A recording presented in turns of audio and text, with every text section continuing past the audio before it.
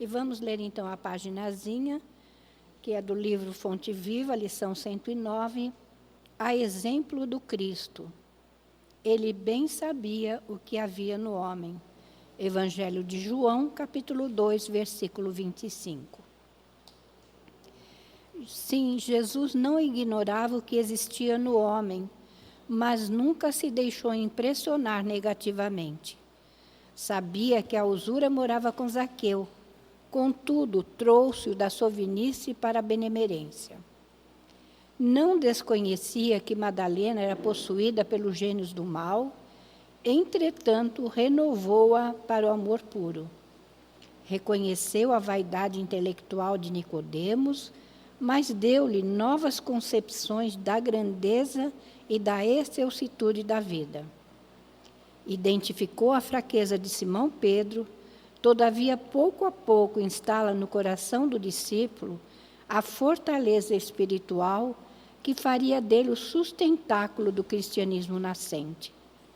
Vê as dúvidas de Tomé sem desampará-lo. Conhece a sombra que habita em Judas sem negar-lhe o culto da afeição.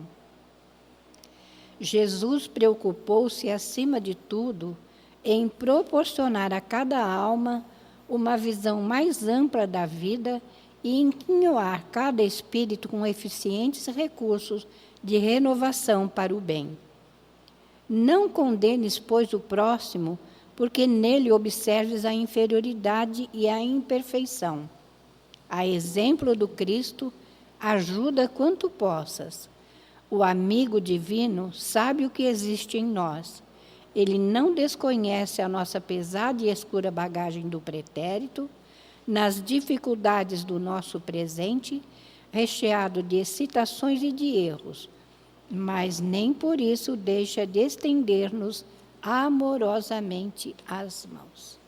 Graças a Deus. E eis-nos aqui, Senhor, nos apresentando para o teu trabalho de amor e de caridade, para que todos nós possamos, Senhor, através do teu Evangelho, termos o roteiro de nossos espíritos a caminho da nossa evolução. Abençoa-nos, Senhor, nos dando lucidez e discernimento para absorvermos e plasmarmos em nós mesmos as lições que o Cristo nos ensinou e continua nos ensinando. Abençoa a nossa Sandra, que nos trará o estudo da tarde de hoje.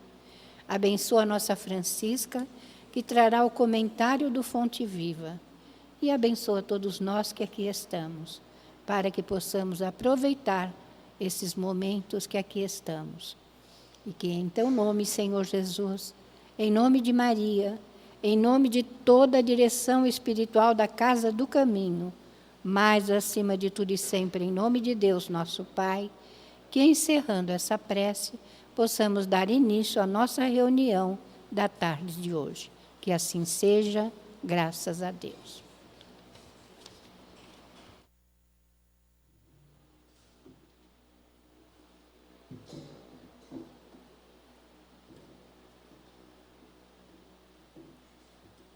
Boa tarde a todos. Sejam todos bem-vindos à nossa casa de amor, não é? Nosso porto seguro, essa casa que recebe a todos com muito amor, com muita alegria, não é? Então, que bom, hoje tem mais gente, então a gente fica feliz, não é? Que a gente já está dando aí um passo para sermos melhores um pouquinho. Hoje, o tema do estudo de hoje é 160 anos do Evangelho segundo o Espiritismo. É um tema, assim, eu costumo pensar, é uma responsabilidade já falar do Evangelho. Ainda mais, não é? 160 anos aí é tempo. Então, que Jesus fortaleça nossos corações, os nossos pensamentos, a nossa boa vontade, para que na nossa fala ela seja simples, seja acolhedora, né? E seja do coração. É o que o Evangelho traz, é o que o Evangelho quer, que a gente passe e viva, e o viva. Então, quando a gente inicia o estudo de algum livro, de alguma leitura, é importante, pelo menos eu acho, é importante a gente saber por que o autor escreveu determinado assunto, por que o autor escreveu determinado tema. Então, fechando esse raciocínio, a gente começa trazendo Kardec, Allan Kardec, que trouxe o Evangelho segundo o Espiritismo, com as citações de Jesus, com a ajuda da espiritualidade, só que a gente vai traçar uma linha do tempo. Então, quando a gente fala de Kardec, a gente fala da primeira obra, não é? Do primeiro livro da codificação que ele lançou, que foi o Livro dos Espíritos. Então, a gente pode falar que esse livro, costuma falar que abril foi um mês de bênçãos. Por quê? Veio o Livro dos Espíritos, lançamento, veio o Evangelho também em abril. Então, abril foi o mês da alegria, do consolo, não é? Então, o Livro dos Espíritos foi publicado em 57, primeiro livro, como eu falei, da codificação. Logo depois, mais ou menos 4 anos após, Kardec lançou o Livro dos Médiuns. Então, e depois, mensalmente, ele veio lançando mensalmente a Revista Espírita. Não é? Essa Revista Espírita, o que ela trazia? Até hoje a gente pesquisa, não é? Ela é rica em conteúdos, ela é rica em temas doutrinários, em questões do dia a dia, em questões sociais, como ele traz aqui, questões científicas. Então, é uma revista muito rica. E Kardec, ele tinha um interesse muito grande em interagir com os adeptos do espiritismo naquela época. Ele tinha essa vontade, né, interagir, de se corresponder com os adeptos do espiritismo. Então, essa revista, ela facilitou muito, porque ela veio responder a vários questionamentos que as pessoas faziam, várias curiosidades. E é interessante, quando a gente vai ler sobre a Revista Espírita, os espíritos, porque Kardec vai consultar a espiritualidade em relação ao que ele escreve, o que ele vai escrever. Então, a espiritualidade, ela fala assim para ele: olha, vou falar nas minhas palavras, tá, gente? Olha, essa revista, ela tem que ser agradável. E, ao mesmo tempo, ela tem que trazer uma seriedade. Por quê? Ela tem que ser agradável para que aqueles que fossem ler percebessem, sentissem, né, que ali estava uma leitura leve, uma facilidade, né, terem a facilidade de lerem, uma transparência. Não poderia ser algo só científico. Então, isso ele conseguiu. E a seriedade é porque quem lesse e essa revista, ela alcançava todas as classes sociais. Não era para determinado público, não. Então, quem lia também era a massa, era a população toda, né? Vieram os cientistas, eram os intelectuais. Então, haveria de se apresentar ali na revista uma seriedade. Então, essa foi a orientação dos espíritos em relação à Revista Espírita. Depois, Kardec, então, começa a elaborar uma nova obra. Uma obra um livro que a gente pode pensar assim, quando a gente pesquisa, ninguém sabia o que era. Ninguém sabia qual o título que essa obra ia ter. Ele não participou a ninguém. Ele foi para um lugar, para uma região litorânea de Paris, Saint-André, e lá ele ficou recolhido, escrevendo esse livro, né, que a gente vai falar agora. É importante a gente também saber que a coisa era tão... Ninguém sabia mesmo, nem o próprio editor, né, o senhor Didier. Ele não sabia o título, não sabia do que se tratava, ele só soube do título quando os originais chegaram para ele. Então, veio como título assim, Imitação do Evangelho. Kardec, ele era tão zeloso, tão cuidadoso, que ele não botou, a princípio, o Evangelho segundo o Espiritismo. Ele colocou imitação do Evangelho, de tanta, né, cuidado que ele tinha em escrever. E como homem responsável de tal envergadura, ele colocou esse título a princípio. E mais tarde, pela insistência do senhor Didier e por outras pessoas que ele confiava, foi mudado de imitação do Evangelho segundo o Espiritismo para o Evangelho segundo o Espiritismo. Então, tem essa ponte aí. E Kardec, em cima dessa obra, imagina, ele num lugar, uma região litorânea, ele se conectava mais facilmente com a espiritualidade. É claro que, quando ele assumiu essa missão, a missão de Kardec, ele tinha todo um preparo, ele tinha condição, mas, mesmo assim, ele perguntou se haveria um substituto, se ele falhasse nessa obra, em outras obras também. Então, a espiritualidade fala assim, sim, haverá um outro substituto, mas você tenha coragem, você, não é?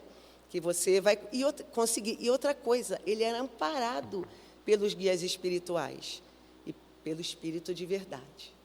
Então, Kardec, ele pergunta assim, a espiritualidade, está no livro Obras Póstumas. Esse livro é riquíssimo, eu adoro.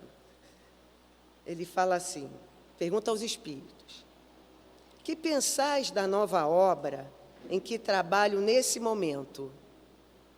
Os espíritos respondem, esse livro de doutrina terá considerável influência, pois que explana as questões capitais, e não só o mundo religioso, encontrará nele as máximas que lhe são necessárias, como também a vida prática das nações, aurirá dele instruções excelentes. Fizeste bem, enfrentando as questões de alta moral prática, do ponto de vista dos interesses gerais, dos interesses sociais e dos interesses religiosos. A dúvida tem que ser destruída. A terra e suas populações civilizadas estão prontas. Já de há muito os teus amigos de além-túmulo as arrotearam. Lança, pois, a semente que te confiamos, porque é tempo de que a terra gravite na ordem irradiante das esferas, e que saias, afinal, da penumbra e dos nevoeiros intelectuais. Acaba a tua obra e conta com a proteção do teu guia e guia de todos nós. Olha que alenta o nosso coração, não é? Olha, guia de todos, não é o guia só de Kardec. Então, o guia de todos nós, e com o auxílio devotado dos espíritos que te são mais fiéis e em cujo número digna-te de me incluir sempre. Então, o que eles estão falando aqui? Que o Evangelho segundo o Espiritismo teria uma grande influência no mundo religioso, não é? E na vida das pessoas. E que Kardec queria encontrar, como a gente vai lendo na literatura espírita, uma forte resistência da igreja. Não é? Então, mas estaria ao seu lado quem?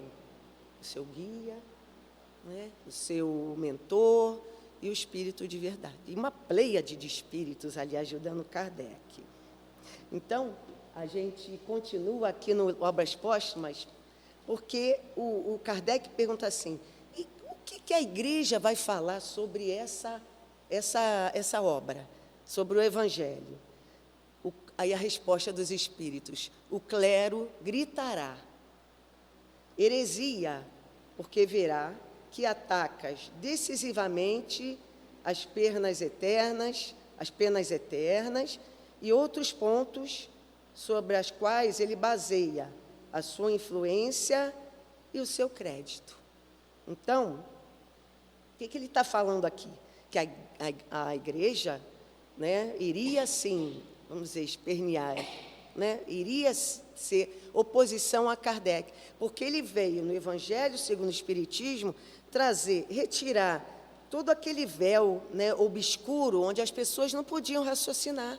Eram os dogmas da igreja, né, o formato limitado, e as pessoas tinham que aceitar.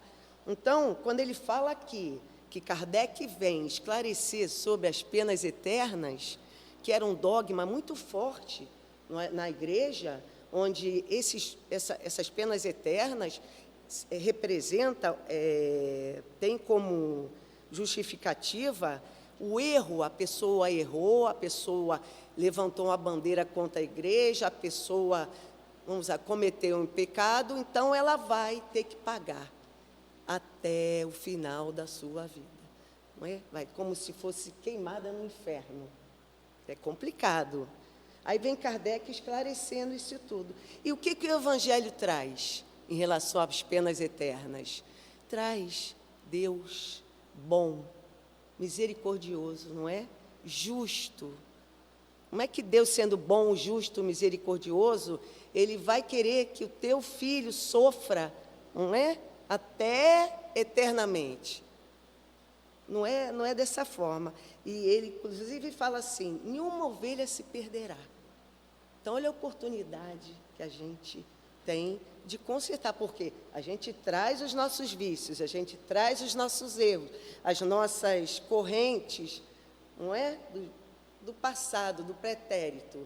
Será que a gente não vai ter chance, oportunidade de melhorar isso, de consertar? Não é? Então, olha o Deus bom, misericordioso.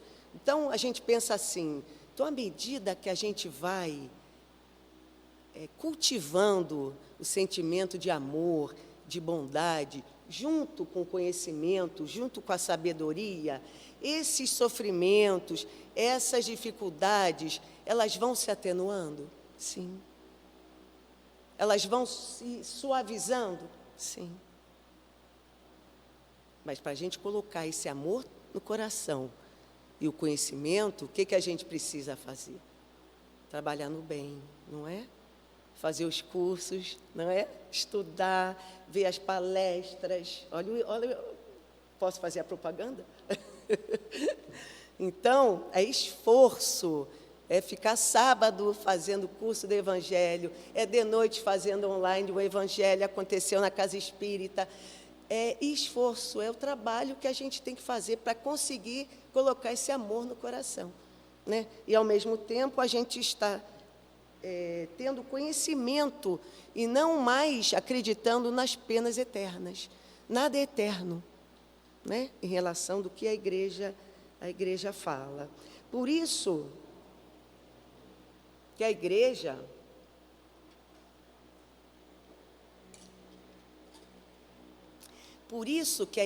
ela acendeu, né, com esse esclarecimento de Kardec, ela acendeu o sinal vermelho, não é? Ela ficou, espera aí, alguma coisa está diferente. E o que a igreja fez? Ela pegou, né, as obras espíritas, não sei se eu coloquei aqui, não, mais para frente eu vou falar. Ela colocou as obras espíritas, né, no índice do livro proibido. é uma lista de publicações, onde ali estão as obras heréticas, as obras que vão contra os dogmas da igreja. Mas a gente pergunta, mas quando foi isso? A partir de quando ela começou a colocar? A partir de quando o Evangelho foi lançado, foi editado. Porque quando tinha Livro dos Espíritos, Livro dos Médiuns, Revista Espírita, nada mexia muito com a igreja. Mas quando foi lançado o Evangelho, o que aconteceu? O Evangelho mostrava bem a ligação do Espiritismo com o cristianismo. Então, a igreja colocou o quê? Uma vírgula. Espera aí, vamos limitar e colocar as obras, não é? Nesse index, Librorium, que ele fala, né? Protoborium, não é? Em latim. E uma coisa que a gente pensa, outras obras, sem serem espíritas, elas também foram incluídas nesse índice. Por exemplo, Galileu Galilei, não é? Quando ele trouxe que a Terra não era o centro do universo, como a igreja pregava. Copérnico, Nicolau Copérnico, que tinha a mesma linha de Galileu. Tem mais gente. René Descartes, Pascal, Rousseau. Mais tarde, algumas dessas obras, elas saíram desse índice e voltaram a circular. Tá? E esse índice que a igreja trouxe, dos livros proibidos, ele só foi abolido em 1966, pelo Papa Paulo VI.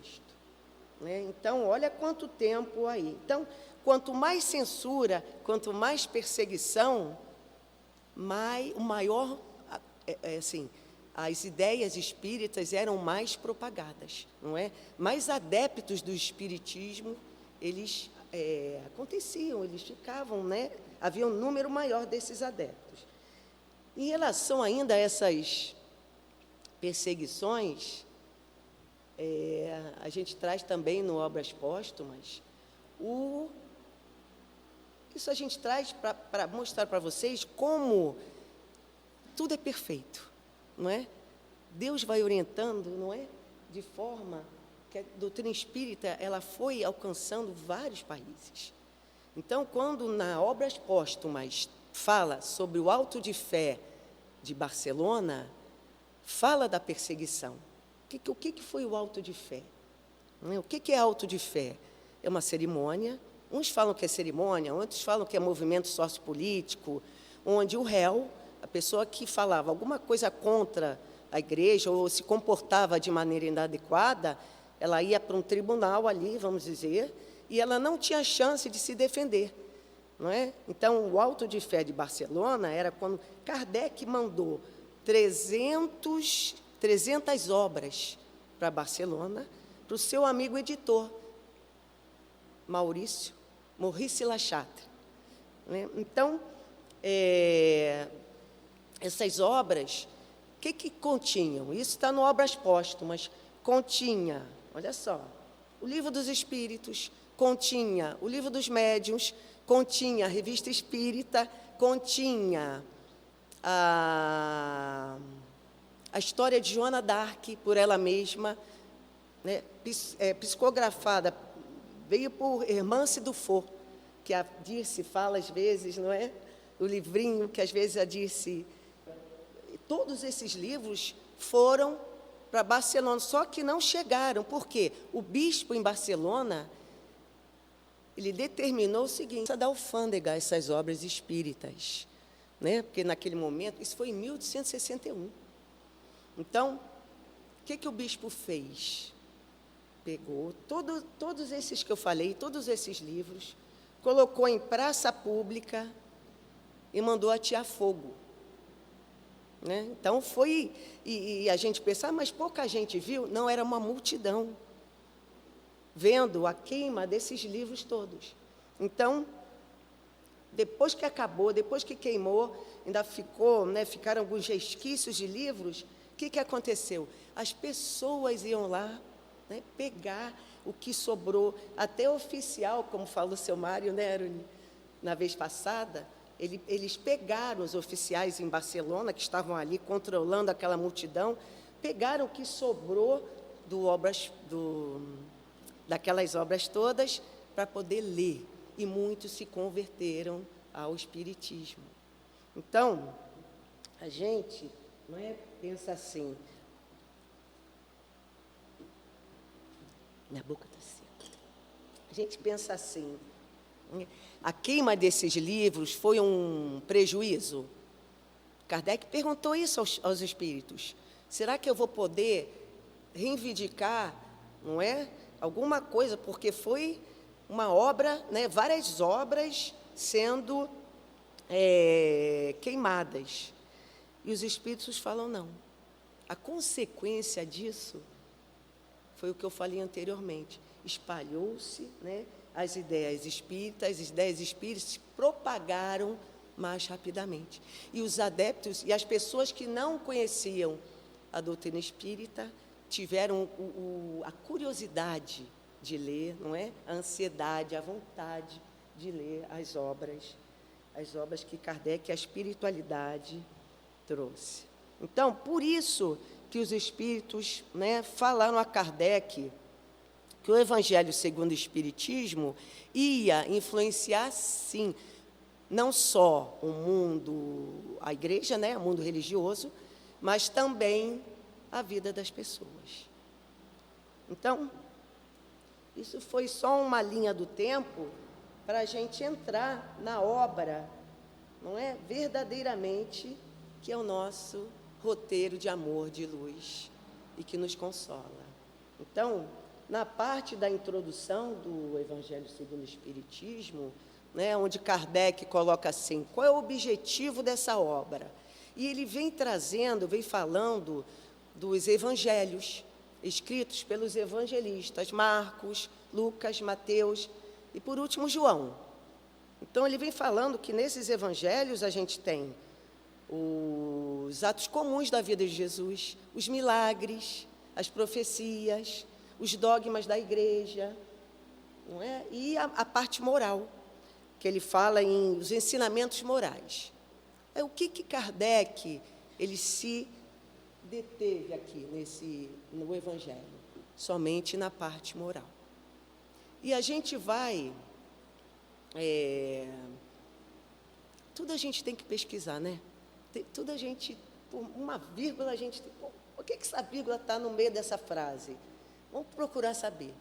Não é? Que moral é essa que a gente lê, não é? Nos evangelhos, nesses evangelhos do Novo Testamento? A gente pergunta a espiritualidade. O que é moral? É a regra do bem proceder. Eles respondem isso. É a distinção entre o bem e o mal. Então, a moral ela está fundamentada nas leis de Deus. Né? É a moral de Jesus. Não é? A moral espírita é a moral de Jesus.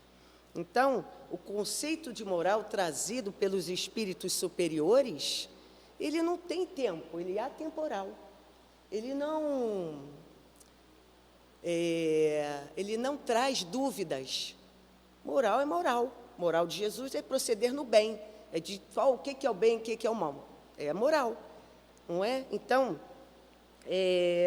os outros conteúdos, né, que eram trazidos, os atos comuns, os milagres, os dogmas, as profecias, esses assuntos eles foram tratados na Gênese, outros livros de Kardec, mas eles, assim, que várias seitas pegavam esses temas e cada uma tinha a sua verdade. Cada religião tinha uma verdade. Então, havia uma chance de haver controvérsias, de haver brigas. Em relação ao aspecto moral, não tem o que contestar, não é? Não tem o que você falar, não é assim, o que é o bem, o que é o mal. A gente já sabe, não tem o que contestar, não é? É isso, é igual a 2 mais 2, não é? Não tem como você falar, não é 4, espera aí.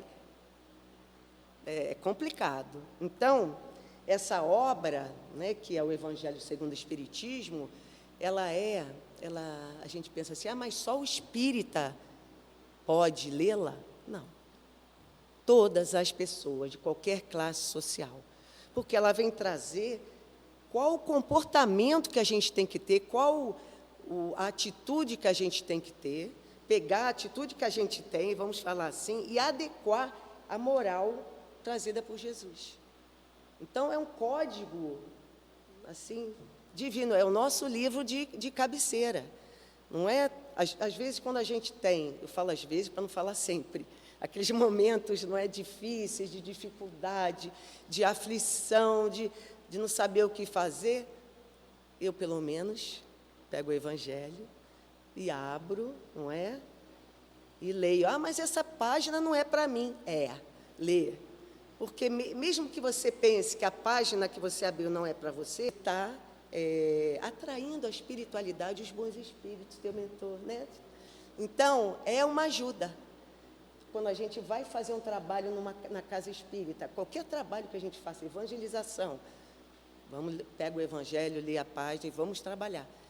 Não é? Então, é importante que a gente, né, entenda isso. Em relação à organização dos capítulos, como é que Kardec, é interessante, Kardec era o máximo, né? Como é que ele organizou cada capítulo do Evangelho?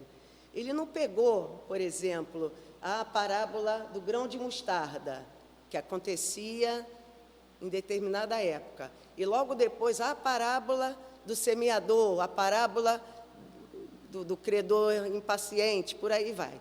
Não, ele não fez igual os evangelistas, ele não obedeceu uma ordem cronológica de tempo, não é? Ele foi didático. Então, ele fez assim, trouxe uns exemplos, né? E é assim que a gente tem que fazer quando a gente dá aula, me veio muito isso, né? A contextualização das coisas. Então, quando ele traz, no capítulo 4, ele traz uma citação, olha a organização dos capítulos. Vem a citação de Jesus, citação evangélica, né? Aí Jesus fala assim, ninguém pode ver o reino de Deus se não nascer de novo. Está lá a citação de Jesus. Aí Kardec vem comentar, né, o que Jesus veio falar. E a gente já sabe que a citação de Jesus se refere a quê? A reencarnação. Então, embaixo ele comenta, não é? E comenta. E depois, no final, a gente tem as instruções dos Espíritos. Então, citação evangélica de Jesus. Tem mais de uma, né? Quando é reencarnação, o capítulo é grande. A gente pode até trazer, quando Jesus... Ninguém pode ver o reino de Deus se não nascer de novo, mas Jesus também fala assim, quem diz, que as pessoas falam, quem eu sou? Ele está falando para os discípulos, o que as pessoas falam? Aí os discípulos respondem, uns dizem que você é Jeremias, outros dizem que você é João Batista, outros dizem que você é Elias. Então, outra citação evangélica. Aí depois, né, ele traz a diferença, aí vem Kardec explicando tudo isso, depois ele traz a diferença entre reencarnação e ressurreição, né? Depois traz o diálogo de Nicodemos com Jesus, quando Jesus fala assim, ninguém pode ver o reino de Deus se não nascer de novo, não é? Então, é tudo encadeado, não é nada solto. Então, Kardec faz o quê? Ele contextualiza, ele traz os significados das palavras, não é? Nada fica perdido, e também cabe a gente, né, quando a gente vai falar do grão de mostarda, a gente tem que ir a fundo, tem que pegar lá o plantador de semente e saber as características, não é? Dele, da terra, como é que a terra fica fértil. Eu acho que estudar é isso, é se aprofundar no tema. Então, Kardec contextualizava e depois ele deduzia, ele fazia análise, não é? E facilitava a compreensão, é o que a gente vê aqui. Quando a gente lê a explicação de Kardec, É claro, é muito claro para a gente. Só que a gente tem que ler várias vezes, não é? Porque a gente ainda tem, a gente está caminhando ainda. Então, logo após, como eu falei, o comentário de Kardec, vem as instruções dos espíritos, que são mensagens mediúnicas recebidas por vários médiuns de vários países, não é? Por espíritos que participaram da história do cristianismo, espíritos respeitáveis, e esses médiuns, eles escrevem, e essas psicografias, essas mensagens são assinadas por esses espíritos, né, de escola. Então, no Evangelho, a gente vê assim, mensagem assinada por São Luís, não é? São Paulo, Curadá, tem mais, ó, João Evangelista, Hahnemann, Fenelon. Tem um livro que eu não trouxe, chamado Espíritos do Senhor, que traz a biografia de cada espírito que trabalhou na codificação, no Evangelho segundo o Espiritismo. É um livro, assim, bem rico, não é? Que vem trazendo a trajetória desses espíritos que ajudaram a Kardec. Então, as instruções dos espíritos, como a gente vê no prefácio do Evangelho, que a gente vai finalizar depois com ele, são as vozes do céu, isso trazido pelo Espírito de verdade, que vem esclarecer os homens e convidá-los à prática do Evangelho. Então, as instruções dos espíritos são trazidas pelos espíritos superiores, espíritos de escola, espíritos sublimados. Então, eu pergunto a vocês, a gente não tem um tesouro nas mãos? Não é? A gente não tem um livro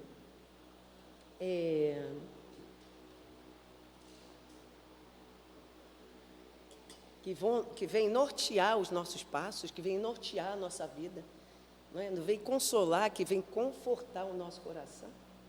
Está aqui uma obra belíssima e com explicações, né, de Kardec. E Kardec não fugiu do Novo Testamento. Com a ajuda da espiritualidade, ele foi tirando o véu, né, da obscuridade, não é, daquela coisa do segredo que a igreja trazia, não é, dessa redoma mesmo, de que só que a igreja pode saber de determinadas coisas. Não é? Então, se a gente quiser saber de qualquer coisa da nossa vida, ou qualquer coisa que a gente, de onde a gente vem, para onde a gente vai, o Evangelho traz o livro dos Espíritos, o livro dos Médiuns, e por aí vai, é estudar. Tá? E a gente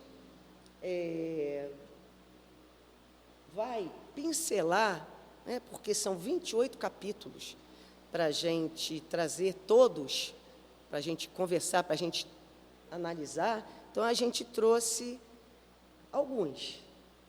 Tá? Então, no capítulo 1, onde Jesus fala assim, eu escrevi aqui, não vim destruir, ele trouxe, não vim destruir a lei, que é o capítulo 1 que Kardec inicia, né, esse estudo, a gente vai ver, né, a comunhão de Moisés, que traz os 10 mandamentos, com a lei de amor trazida por Jesus. Quando ele fala, não vim destruir a lei, ele não veio destruir lei nenhuma, né, a lei de Deus, a lei dos mandamentos, não. Ele veio fazer a comunhão dessas leis com a sua lei de amor. Então, quando Moisés trouxe os 10 mandamentos, médium que era, ele teve que, né, colocar esses mandamentos de forma muito, né, rigorosa. Não faça isso, não faça aquilo, para aquele povo hebreu que estava sendo, né, que foi escravizado durante muitos anos. Então, ele tinha que ter um freio, não é, para aquelas pessoas que traziam preconceito, aquele povo truculento, aquele povo indisciplinado. Mas as leis dos mandamentos não foram suficientes. Então, Moisés teve que trazer o quê? A lei dos homens, que era o olho por olho e o dente por dente. Então a gente pensa assim, mas puxa, essa lei, olho por olho, dente por dente, era daquela época de Moisés. Mas hoje a gente não vê, não é? As pessoas não levando o desaforo para casa, não é? Toma lá, dá cá, é a resposta, é o olhar esquisito, não é? Então, essas leis eram necessárias para aquele momento. A gente até utiliza, porque a gente ainda, né, tem aquela coisinha, né, aquela imperfeição, aquela vírgula ali do da gente. Então, quando Jesus vem trazer essa lei, a lei de amor, que é amar a Deus sobre todas as coisas, ao próximo com a si mesmo, ele traz 3 etapas, não é? Ele traz, vamos ver qual que a gente está. Amar a Deus, a gente já consegue. Amar ao próximo, imagina aquele que me olha, não é? Amar ao próximo, amar a si mesmo, amar ao próximo como a si mesmo. Será que a gente já consegue, não é, fazer? Em que patamar a gente está? É para a gente pensar, né? A doutrina espírita, ela faz a gente raciocinar, não é? A gente pensar na nossa vida, pensar no que a gente está fazendo de errado, não é? O que a gente está fazendo de bom? Vamos pegar a parte boa? Não é? O que a gente está fazendo de bom? Estou aqui na sexta-feira assistindo a palestra, é uma parte boa? Venci, não é? Podia estar em outro lugar. Porque o mundo material chama a gente, não é? Mas a gente já está escolhendo o quê? O melhor. A gente já está aqui aos sábados, de manhã, evangelizando de cedo. A gente de tarde faz o curso, a gente vai para o abrigo, e vamos trabalhar por Jesus, é isso. É esforço, não é? Mas a recompensa disso tudo é maravilhosa, é uma paz. Quando a gente acaba uma palestra, eu costumo falar isso. Durante a palestra, claro que a responsabilidade é grande, mas quando acaba, a gente fala assim, quero fazer outra, né? Porque é uma paz que a gente sente, é uma felicidade. Sabe a felicidade que a gente procura? Onde é que está a felicidade, hein? Onde é que está isso? É essa felicidade de você servir, de você trabalhar por Jesus, né? Então, vamos pensar nisso tudo, tá? Nesse capítulo ainda, no capítulo 1, fala dos 10 mandamentos, fala de Jesus, da lei de amor, e fala da terceira revelação, que é a doutrina espírita. Então, primeiro veio Moisés, me lembro muito da evangelização infantil, quando eu falo isso. Veio Moisés primeiro, depois Jesus, e depois a doutrina espírita, que é a terceira revelação. E o que é a doutrina espírita? O que o espiritismo vem trazer? Vem mostrar a existência de um mundo espiritual, não é? A sua natureza como ele é, e a relação dele com o nosso mundo material. Então, é para a gente estudar mesmo. No capítulo 2, Kardec traz, meu reino não é deste mundo. O reino de Deus, o reino de Jesus é desse mundo? Esse mundo do orgulho, da vaidade, das coisas mais difíceis? Claro que não. Ah, mas a gente não vai ter oportunidade de chegar nesse reino? Claro que sim. É o que eu falei antes, a gente já está aqui, não é? Então, Kardec vem explicar sobre a vida futura, sobre a vida espiritual, né? Sobre o que a gente vai encontrar quando a gente desencarnar. Então, ele vem mostrar, vem apresentar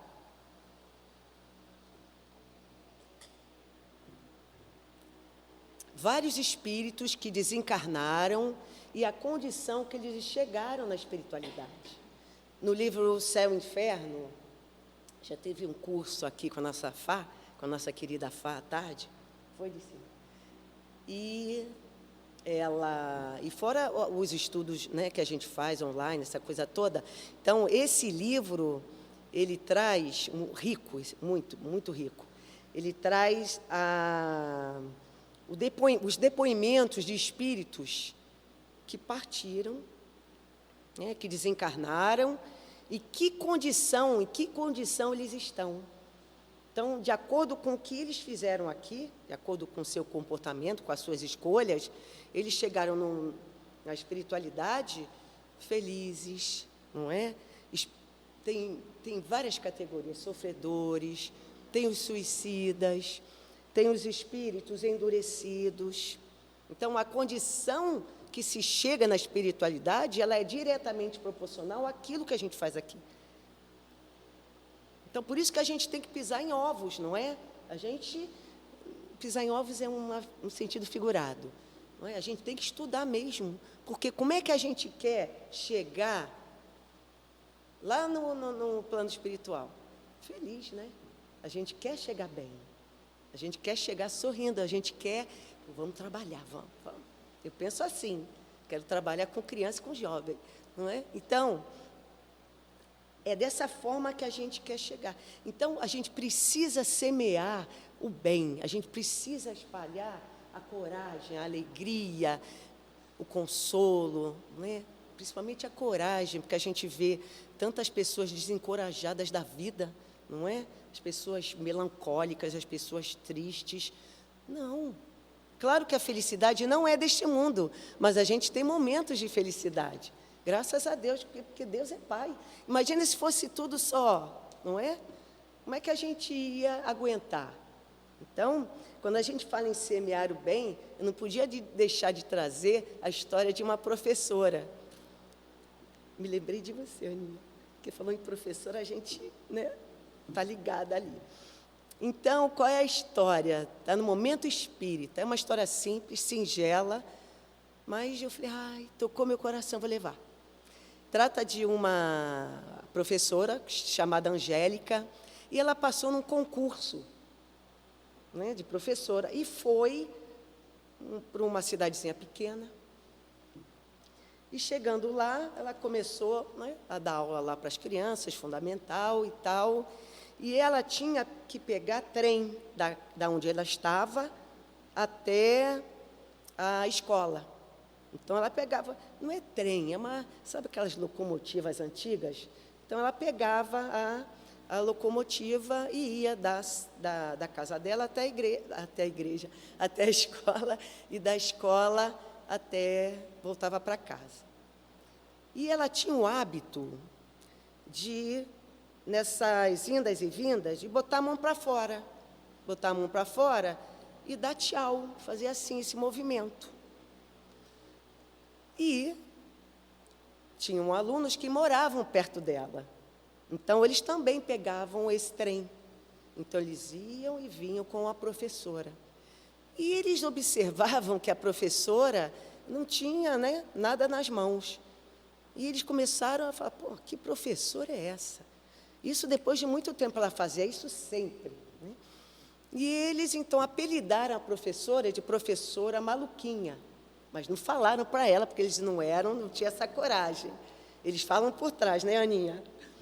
Então, professora maluca, os pais também, que professora esquisita, mas só que tem um detalhe.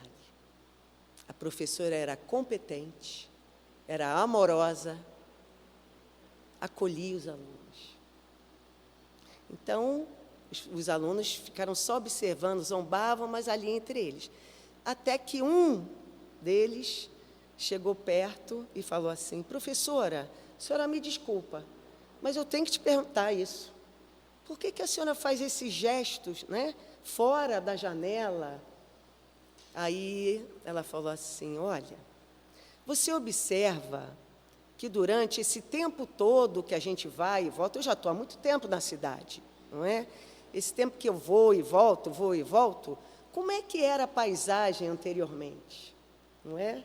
Como é que era? Aí ele falou assim, não, era feia, paisagem feia, não é? A estrada era feia, não tinha cor, não tinha... Né? Aí ela falou, pois é. E agora? Como é que a estrada é? Não, agora a estrada é diferente. Tem flores, né? É outra paisagem, é outra vibe, né? Vamos falar assim. Então,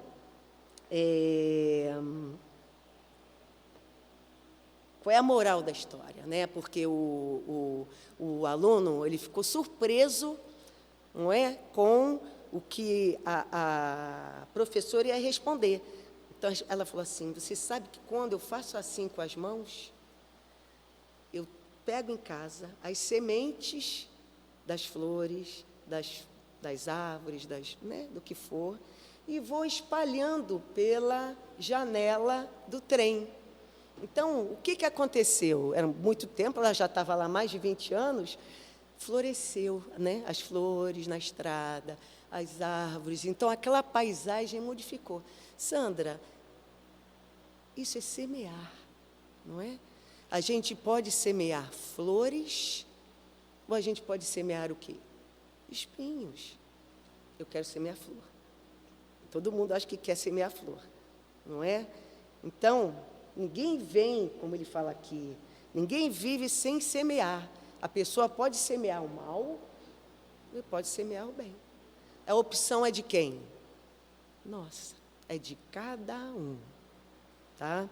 Aí ele fala assim, a opção é de cada um. Cobrir as estradas de flores e cobrir as estradas de espinhos. Então, felizes daqueles que semeiam, vamos trazer agora para o Evangelho, a bondade, não é? Aí ficou até piada. A bondade, o afeto, a alegria, a coragem, a esperança, porque esses, quando desencarnarem, eles vão chegar como lá? Felizes, não é? Com uma condição melhor do que aqueles que semearam o espinho, não é? Então, que a gente se atente a isso.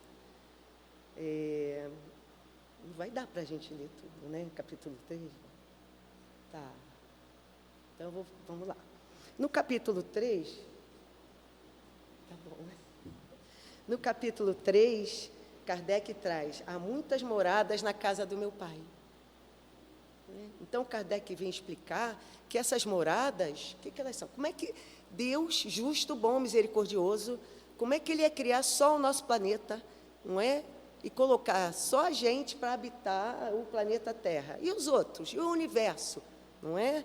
Então, ele explica, né, as outras moradas, essas moradas das quais ele fala, são os planetas, são os mundos diferentes.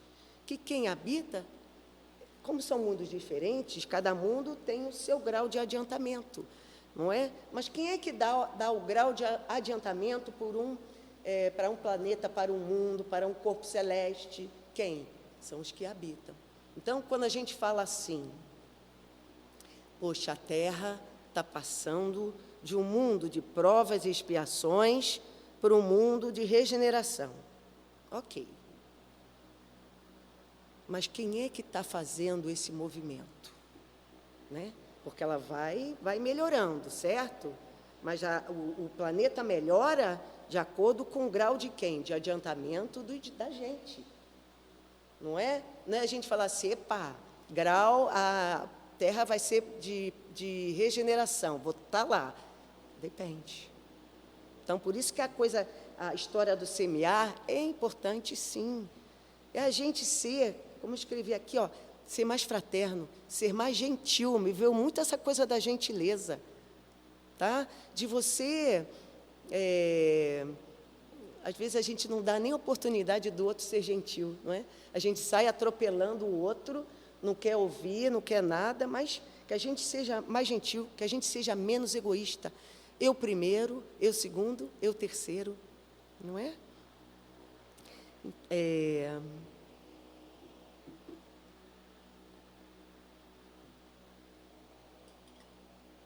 No capítulo 4, vem trazer o que eu já falei. Ninguém pode ver o reino de Deus se não nascer de novo. É um capítulo lindíssimo, é grande, que fala da reencarnação. Depois fala da ressurreição, explicando com detalhes, né, a citação de Jesus. Depois Kardec vem trazer no capítulo 5, vem falar das bem-aventuranças. Então, as bem-aventuranças, elas vão do capítulo 5 ao capítulo 10. O que são as bem-aventuranças? Né? É consolação pura. Nesse meio termo, no capítulo 6, vem falar do Cristo Consolador. Então, traz que através do Evangelho, né, Jesus vem fornecer o quê? Através dessa obra, Jesus vem fornecer todos os meios, todo o caminho, toda a orientação, né, para que a gente supere os nossos sofrimentos, as nossas dificuldades, as nossas mazelas. É muita coisa para falar, né? Então, nesse capítulo, já pulei, tá? No Cristo Consolador, Jesus promete, é muito lindo esse capítulo. Olha o que Jesus fala. Jesus promete o alívio para todos nós, desde que pratiquemos as suas leis, que nos darão condições e coragem de crer na justiça de Deus e fé no futuro. Então, Jesus, quando a gente passa por uma aflição, a gente tem que pensar, porque nesse item tem causas atuais das aflições, causas anteriores das aflições. É uma explicação assim bem didática, porque quando a gente passa um momento difícil, ou nós provocamos nessa vida, não é? Ou em vidas pretéritas. Então, quando a gente pede alguma coisa, a espiritualidade, a gente tem que ter o quê? Resignação, paciência, porque quem provocou somos nós.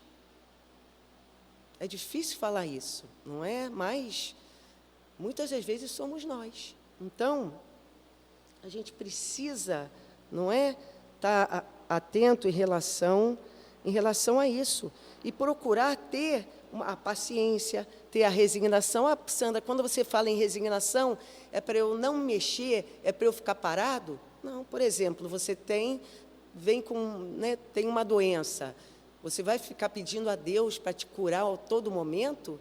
Não, você tem que procurar um médico, você tem que procurar uma assistência, você tem que se mexer, não é? Você tem que procurar os recursos que estão aí nesse mundo material para te orientar, para te ajudar de alguma forma. Tá? Quando ele fala, bem-aventurados os pobres de espírito, quando eu li, muito tempo atrás, não é? Sobre os pobres de espírito, eu falei, gente, como é que um pobre de espírito pode ser bem-aventurado? Como é que ele pode ser feliz, não é? E outras coisas, bem-aventurado que sofre. Como? Aquele que é aflito é um bem-aventurado. É bem-aventurado se ele passar aquele momento com resignação, com paciência, com equilíbrio. Aí ele é bem-aventurado, não é? Quando ele fala dos bem-aventurados pobres de espírito, quem são os pobres de espíritos? São os humildes, as pessoas, né? Que a gente fala assim, ele é humilde.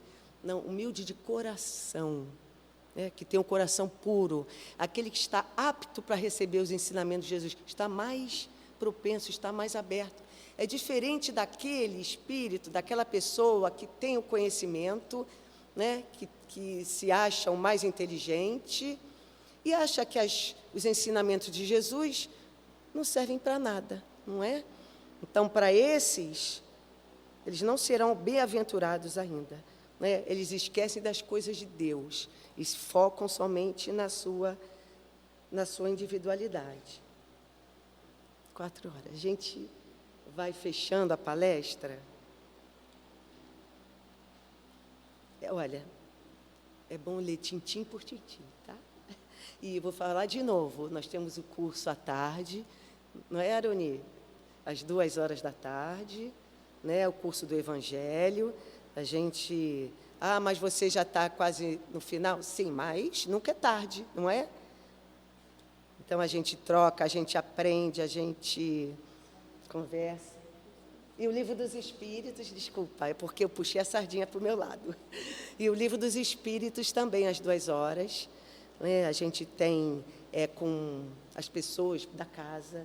Então, de uma forma singela. As pessoas estudam, não é uma coisa superficial. Porque quando a gente vai apresentar alguma coisa, tem que se estudar, não é? Tem que se aprofundar. E algumas coisas dá para aprofundar, outras não. E não há tempo. Mas quando a gente lê, né, a gente se preparou ali, tudo isso fica. Quando a gente precisar, a caixinha abre, né? Caixinha abre, lembra disso? Lembra do que você falou em tal palestra? A caixinha abre. Então, a gente vai finalizando com um prefácio, né, trazido pelo Espírito de Verdade, onde ele fala assim: os Espíritos do Senhor, que são as virtudes dos céus, como um imenso exército que se move desde que dele recebeu as ordens, espalham-se sobre toda a superfície da terra, semelhantes às estrelas resplandecentes. Eles vêm iluminar a estrada e abrir os olhos dos cegos. Eu vos digo em verdade, são chegados os tempos em que todas as coisas devem ser restabelecidas no seu verdadeiro sentido, para dissipar as trevas, envergonhar os orgulhosos e glorificar os justos, aquele que cumpre o dever.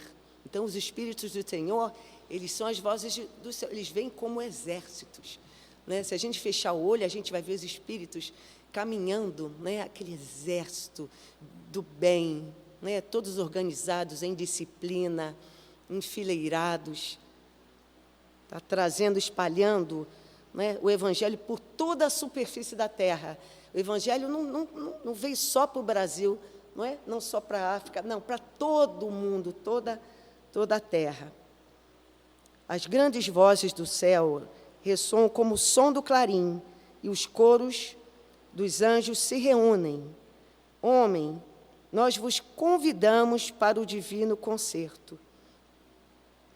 O que é o divino concerto? É vivenciar o Evangelho. Não é? Esse é o concerto que Jesus traz para a gente. Que vossas mãos peguem a lira, que vossas vozes se unam, e que em um hino sagrado elas se propaguem e vibrem em toda a extensão do universo. Não é isso que a gente está fazendo? Ide, pregai, é isso que Jesus está falando, né? É isso que o Espírito de Verdade está convidando a gente a fazer. Homens, irmãos, que nós amamos, estamos próximos de vós. Amai-vos também uns aos outros e dizei, do fundo do vosso coração, fazendo as vontades do Pai que está nos céus, Senhor, Senhor, e podereis entrar no reino dos céus. Então, o Espírito de Verdade nos convida a quê? A pregar, né? A ir de pregar, nos convida a ideais mais nobres, né? A nos melhorarmos, a olharmos o horizonte, olharmos para frente, para que a gente não perca tempo nas coisas materiais, ainda que nos prendem nessa caminhada. Tá? Claro que tem muita mais coisa para falar, mas o tempo é pouco, não é? Então, a gente guarda no coração essa mensagem e a gente leve para as nossas casas, para aqueles que a gente encontrar. Não é só na nossa casa. Às vezes, a gente está na rua, a gente se depara com alguém e aquela pessoa dá um sorriso para a gente, não é? E a gente sorri de volta, não é? Isso é o quê? A gente está utilizando, a gente está empregando, a gente está sendo instrumento de Jesus. Que possamos ter esse olhar diferenciado, esse olhar de bondade, esse olhar de esperança, esse olhar que contagia, né, as pessoas no bem. Obrigado pela paciência e fiquem com Deus, tá? Graças a Deus. Vamos agora fazer a leitura do livro Fonte Viva, a lição 109, que ela já foi lida no início da reunião, mas vamos ler de novo, né, para poder fazer o nosso estudo. A exemplo do Cristo, ele bem sabia o que havia no homem. Está no Evangelho de João, capítulo 2, versículo 25. Sim, Jesus não ignorava o que existia no homem, mas nunca se deixou impressionar negativamente. Sabia que a usura morava com Zaqueu, contudo trouxe-o da sovinice para a benemerência.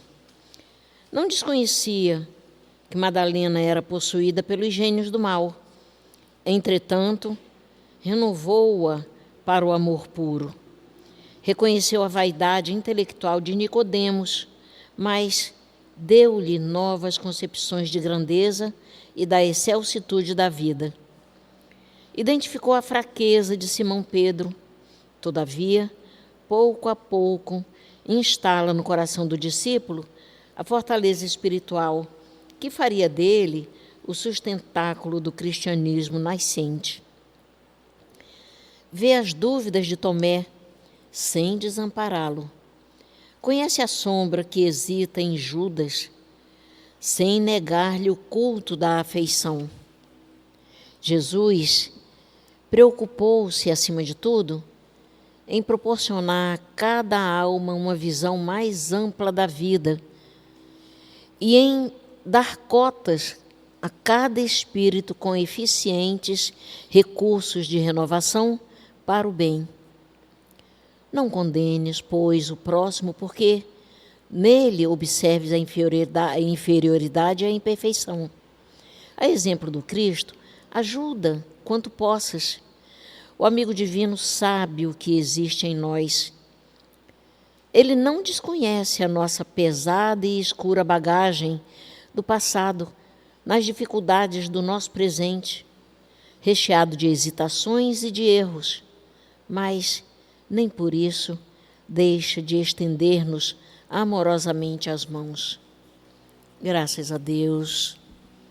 Agora os médios vão se arrumar para o passe. E cada um vai pensar em Jesus.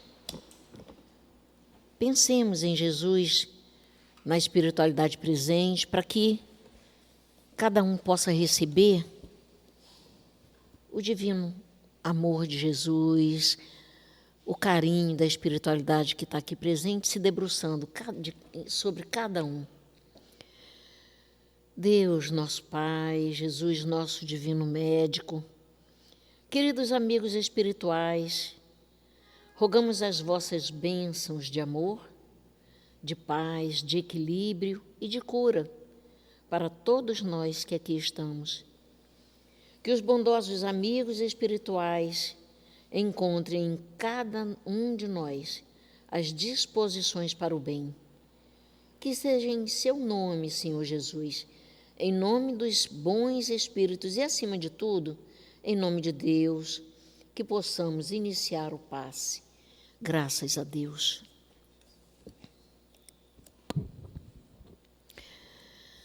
Ele bem sabia o que existia em cada um de nós e ainda sabe.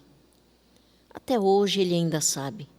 E assim, como cuidou dos necessitados daquela época, que encontrava no caminho, ele cuida de nós também, esperando pacientemente que estejamos aptos a segui-lo, não somente no conhecimento, mas principalmente na ação viva do não julgar. Quando ele disse, cada um que julgar essa mulher pode atirar a primeira pedra, mas tem que estar sem pecado. Com isso ele nos mostrou como a justiça divina trabalha por todos nós. Para que estejamos isentos dos nossos débitos, devemos extirpar também os nossos equívocos dentro de nós, pois não há juízes maiores que nossa consciência. Façamos a nossa parte, então, nessa compreensão e entendimento de seus ensinamentos divinos, percebendo, pelo exemplo, o que o Mestre nos deixou, que também devemos aplicar a nós mesmos a justiça que devemos fazer para termos um caminho melhor na vida. O Cristo não se impressionava negativamente porque ele conhecia todos, sabia das condições evolutivas de cada um que estava ali. Conhecia Zaqueu, mas o trouxe da mesquinhez para a virtude. Nicodemos procurou o Mestre para conhecê-lo melhor e Jesus direcionou os seus pensamentos para as virtudes cristãs. Então, Emmanuel pede para não julgarmos os nossos irmãos que caminham conosco, porque eles têm hesitações como nós também temos. Trazem imperfeições semelhantes às nossas. Estão aqui reencarnando com uma bagagem espiritual, como nós também estamos, trazendo medos, desafios, contratempos e tudo mais. Estamos aqui juntos, aprendendo com o Cristo e aprendendo uns com os outros. E Emmanuel nos diz ainda, ajuda quanto possas.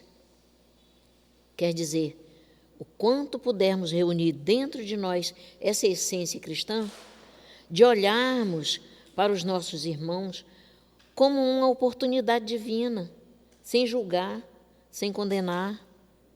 E Jesus nos ajuda, independente da nossa bagagem do passado, que muitas vezes é escura, nas dificuldades do nosso presente, nas vezes de hesitações, de tantos erros que ainda cometemos, e Ele não nos abandona jamais, nunca deixando de nos estender suas mãos amorosas. Agradeçamos por essa oportunidade de estarmos aqui juntos, estudando a doutrina espírita, o quanto podemos aproveitar essa reencarnação para aprender sobre Jesus, aprender sobre Deus e aprender sobre nós mesmos. Jesus vem nos mostrar que a partir do momento que nós nos esforçamos para alcançá-lo, Ele nos recebe de braços abertos, nos perdoando e nos dando a oportunidade de se transformar. Ele desperta em nós o que temos de melhor. Ele nos mostra que somos capazes e temos os recursos para promover a renovação do nosso espírito para o propósito do bem, de construir um novo caminho para nós, diariamente, a cada instante de nossa vida, na qual nos deparamos com as nossas dificuldades. Vamos estender a mão, a exemplo do Cristo. Vamos ser caridosos, vamos ter compreensão para com aqueles que ainda têm dificuldades, que possamos ajudar a nós mesmos, trazendo essa prática do exemplo do Cristo para as nossas vidas, de acolher o nosso próximo, de amar e perdoar, de nos tornarmos aquilo que podemos ser de melhor. Os recursos nós já temos. Cabe a nós usarmos esses recursos. Precisamos ter disposição e vontade para trilhar esse novo caminho. Que acolhamos os braços abertos do Cristo e que sigamos em direção a Ele, através da prática dos seus ensinamentos. Que Jesus nos conduza e abençoe sempre, graças a Deus. Agora vamos continuar com o pensamento em Jesus, mentalizando os nossos amigos espirituais que aqui estão presentes, para ouvirmos de coração aberto a mensagem do plano espiritual. Graças a Deus.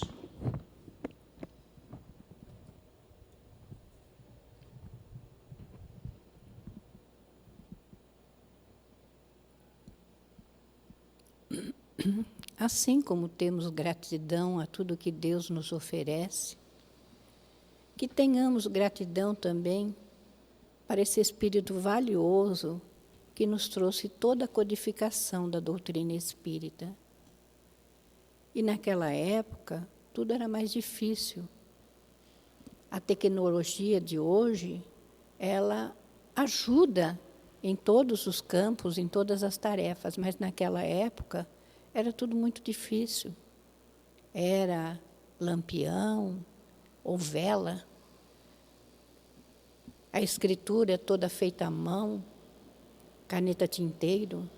Então, vamos valorizar e vamos agradecer esse Espírito por todo o sacrifício que ele teve de nos trazer essa abençoada doutrina. E aproveitemos tudo o que ela nos traz. Os ensinamentos morais, o lado científico, a observação de como os espíritos desencarnaram, trazendo aquilo que eles encontraram no plano espiritual, de acordo com o seu sentimento, de acordo com o seu proceder. Temos tanto para aprender ainda, mas temos muito a agradecer. Porque a primeira semente foi colocada. Agora cabe a nós, que estamos iniciantes da doutrina espírita, aprendizes da doutrina espírita, colocar essa sementinha de amor nos corações que se aproximam de nós, mostrando ao homem que tudo aquilo que ele semeia, ele vai colher.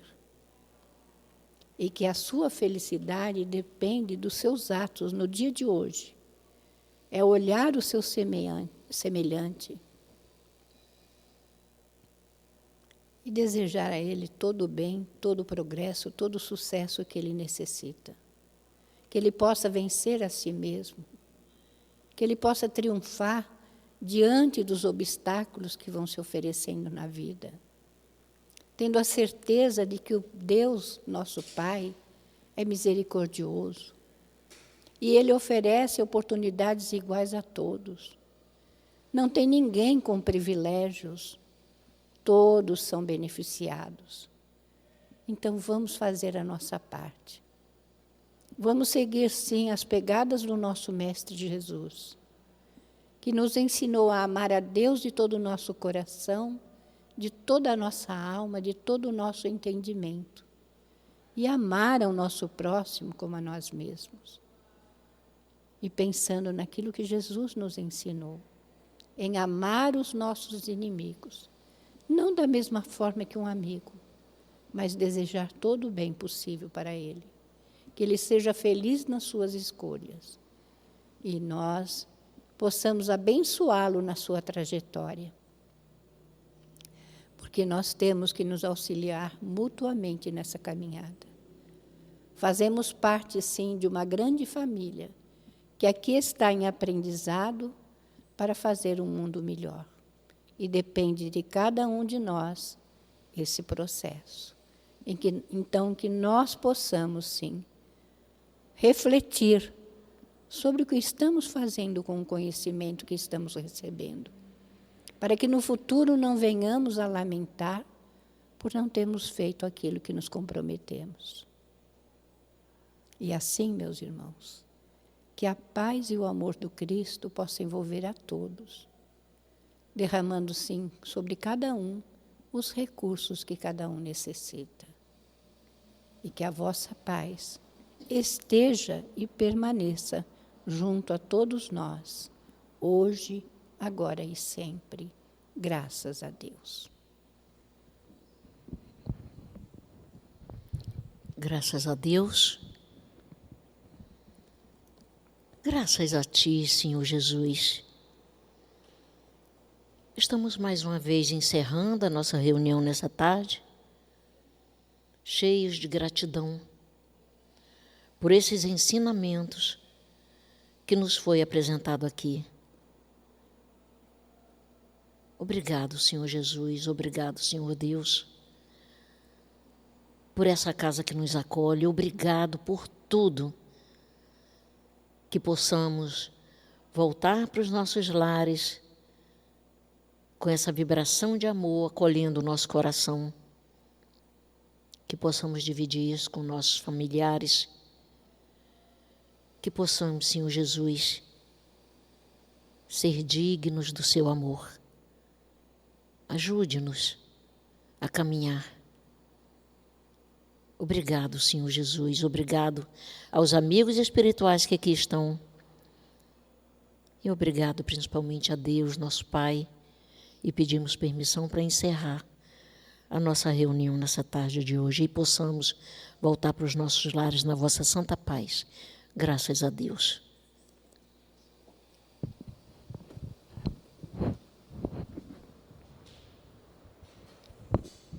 A vibração está muito gostosa, né?